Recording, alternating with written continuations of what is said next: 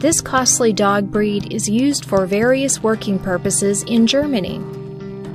Their life expectancy is 9 to 13 years.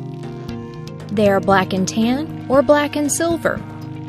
The price of the dog ranges from $6,000 to $7,000.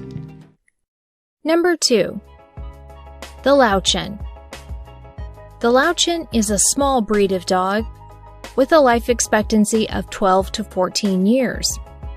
They are quite playful, active, and witty.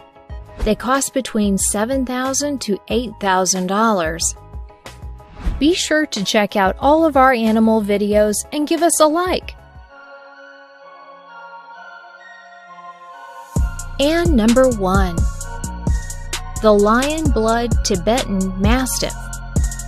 The Lion Blood Tibetan Mastiff, also known as the golden-haired Tibetan Mastiff, tops our list of the most expensive dog breeds in the world. It is a large dog belonging to the Mastiff dog family. Their life expectancy is 12 to 15 years. Lion Blood Tibetan Mastiffs are strong, intelligent, and protective.